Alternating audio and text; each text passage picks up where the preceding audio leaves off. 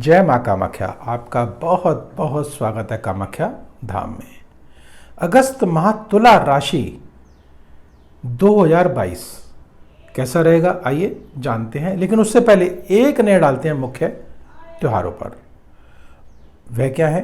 2 तारीख को नाग पंचमी है, 5 तारीख को दुर्गा अष्टमी है, 8 तारीख को पवित्रा एकादशी है, 11 तारीख को रक्षाबंधन और 15 तारीख को गणेश चतुर्थी और 18 तारीख को कृष्ण जन्माष्टमी व्रत है और 20 तारीख को गुगा नवमी है और 24 तारीख को प्रदोष व्रत है और 27 तारीख को अमावस्या है। लेकिन ध्यान रखिएगा कि 28 तारीख को चंद्र जी के दर्शन आपको नहीं करने, मान सम्मान प्रतिष्ठा में हानि हो सकती है।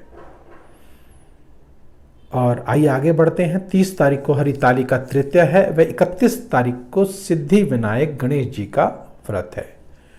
और अब ग्रह गोचर की अगर बात करते हैं तो 7 तारीख को शुक्रदेव कर्क राशि में प्रवेश करेंगे, अर्थात 9वें भाव से 10वें भाव पर प्रवेश कर जाएंगे और 7 तारीख को करेंगे। और यहाँ से शुक्रदेव जो है वह 7 तारीख को जब प्रवेश करेंगे, सूर्यदेव पहले से वहाँ विराजित हैं और सूर्यदेव 17 तारीख को सिंह राशि में प्रवेश करेंगे, अर्थात 7 तारीख से लेकर के और 16 तारीख तक सूर्य और शुक्र की युति बनेगी और निश्चित महालक्ष्मी योग बनता है। लग्नेश 10वें भाव पर विराजित होंगे तो मान सम्मान प्रतिष्ठा में अवश्य वृद्धि होगी। और इसके अतिरिक्त कोई अगर रुके हुए कार्य अगर है, आपके प्रॉपर्टी से संबंधित कार्य हैं या विवाह से संबंधित कोई मंगल कार्य हैं, बात नहीं बन पा रही है तो निश्चित बात बनने जा रही है, अवश्य लाभ अवश्य होगा आपको। और शुक्र से संबंधित, शुक्र अर्थात सौंदर्य प्रसाधनों से संबंधित जिन जातकों का कार्य है, लग्जरी चीजों से जिन जातकों का कार्य है, उनको विशेष लाभ होने जा रहा है, क्योंकि शुक्रदेव हैं और वह 10वें भाव के स्वामी होने जा रहे हैं, अर्थात ऊंचाइयों के, मान सम्मान प्रतिष्ठा के, सफलता के, सक्सेस मिलने जा रही है आपको। और विशेषतः महिला जगत को, क्योंकि शुक्र का संबंध महिला जगत से, तो महिलाओं को विशेष तौर से जो जातक तुला लग्न से जुड़ी हुई हैं तो विशेष उपलब्धि उनको इस माह होने जा रही है। लेकिन ध्यान रखिएगा, उन तिथियों को भी आप अवश्य नोट कर लीजिएगा जिन तिथियों को कार्य नहीं करना। आप कहेंगे गुरुजी आपने तो शुभ बताया था, लेकिन हमारे साथ तो ये विघ्न बाधा आ गई, हमारा कार्य नहीं बना। तो उन तिथियों को आप नोट कर लीजिएगा, बताएंगे हम आपको कि किन तिथियों को आपको सावधान रहना चाहिए। और हाँ, जो ग्रह अशुभ हैं उनको शुभता में कैसे बदला जाए, उस महा उपाय को भी जानेंगे जो कि मां कामाख्या से जुड़ा हुआ है। और जिनके कार्यों में बंधन हो जाता है, नज़र लग जाती है, टोक लग जाती है या कोई अन्य अदृश्य बाधाओं का सामना करना पड़ जाता है, जो जातक भुगतते हैं उनको ही पता होता है, बाकियों को तो सिर्फ मजाक ही लगता है कि ऐसा कुछ नहीं होता। लेकिन भूल कर भी इन शक्तियों का आप नाम भी ना लें तो ज़्यादा अच्छा है, क्योंकि वो तन जानता है जिस तन पर लगती है। तो जिनको ये लगा हुआ है, ग्रसित हैं, वे हमसे व्यक्तिगत रूप से संपर्क कर सकते हैं। नंबर स्क्रीन पर चल रहे हैं, आप हमसे संपर्क करके अपनी समस्या का हल जान सकते हैं और कामाख्या धाम में आपका स्वागत है।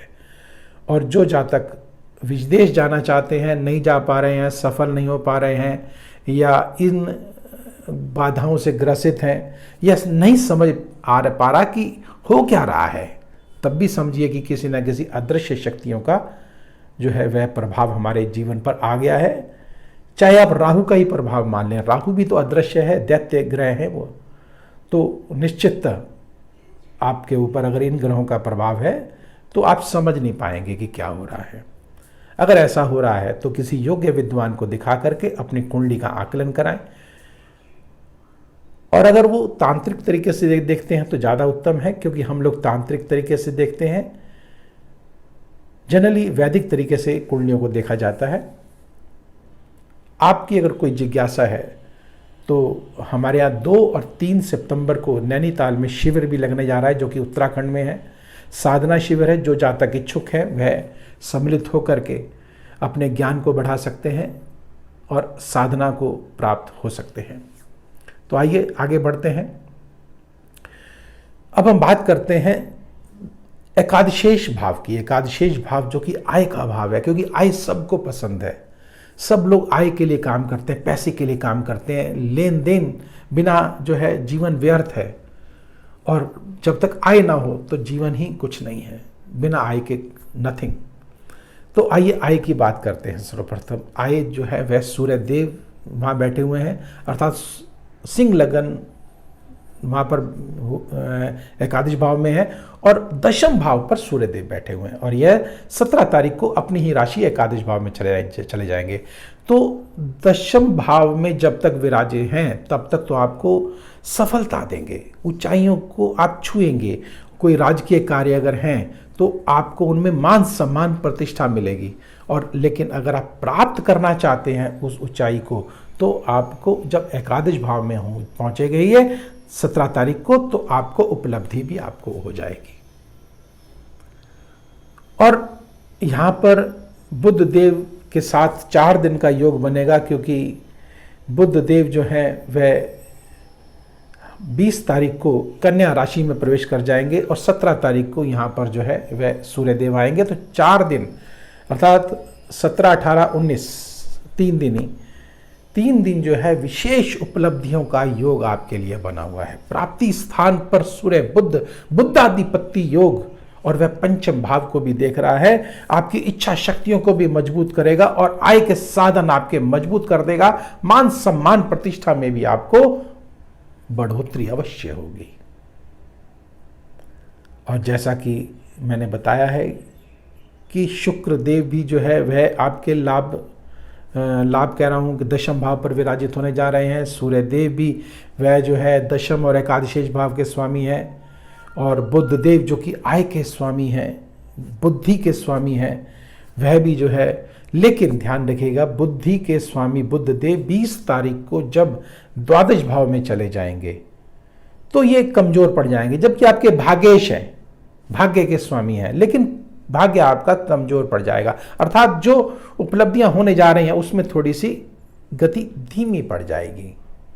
उससे पहले पहले आपको उपलब्धियां हो जाएंगी। अगर समय उसके बाद का अगर आता है तो न्यूनता अवश्य आएगी। आइए बात करते हैं एक विराट ग्रह की, बृहस्पति देव की, जो कि सुखों के कारक ग्रह कहे जाते हैं, और तृतीयेश के स्वामी हैं प्लस षष्ठेश के स्वामी हैं। और तृतीयेश के स्वामी अर्थात पराक्रम के द्वारा आपको उपलब्धि या सुख मिलने जा रहे हैं।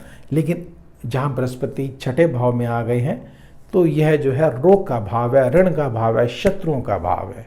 तो शत्रु भी आपके जो है ज्ञानवान होंगे, बुद्धिमान होंगे। तो थोड़ा आपको धैर्य के साथ, समझबूझ के साथ आपको कार्य करना चाहिए।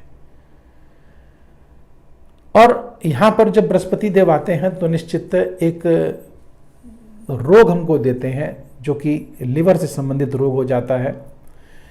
तो अगर खान पान में थोड़ा सा कंट्रोल करेंगे, ठंडी चीज़ों का प्रयोग करेंगे तो ज़्यादा उत्तम रहेगा। गर्म वस्तुओं का प्रयोग करेंगे तो यह जो है लीवर को बढ़ा देंगे, गर्मी पैदा कर देंगे, और आपको तकलीफ हो सकती है। और ऐसा ना हो, इसके लिए एक छोटा सा माँ कामाख्या का उपाय करेंगे, जिसके करने से निस्संदेह इस माँ को आप भाग्यवर्धक बना सकते हैं। आइए पहले उन तिथियों को जान लेते हैं जिन तिथियों को हमको कार्य नहीं करना। 2 तारीख, 3 तारीख, 10, 11, 19, 20, 29 और 30 इन तिथियों को भूल कर भी कार्य ना करें। अगर करना भी पड़े तो छोटा सा महा उपाय है, जिसको करके निस्संदेह आप इस माह को मंगल में बना सकते हैं। वह क्या है? थोड़ी सी हल्दी लीजिएगा और हल्दी का माथे पे तिलक लगाइएगा, और अपने घर में जो बुजुर्ग हैं उनका आशीर्वाद लेते हुए अपने कार्य को अंजाम दीजिएगा। और रात्रि में अगर एक चुटकी हल्दी का सेवन कर लें तो कहने ही क्या।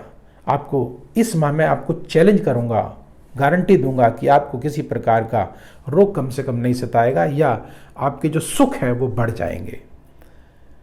और अगर माँ कामाख्या का नाम ले करके अगर आपने हल्दी का तिलक लगाया और बुजुर्गों का आशीर्वाद लिया तो निस्संदेह माँ कामाख्या आप पर विशेष कृपा बरसाएगी और चमत्कारिक रूप से आपको लाभ देगी और आप कहेंगे कि ये एक छोटा सा उपाय था और हमने किया और हमको ये लाभ ऐसे इतना मिल कैसे गया। निश्चितता ऐसा होता है। ध्यान रखिएगा, छोटे छोटे जो उपाय होते हैं इनमें कई बार बहुत बड़ा रहस्य छुपा होता है। आप इनको करें, आप लाभान्वित अवश्य होंगे।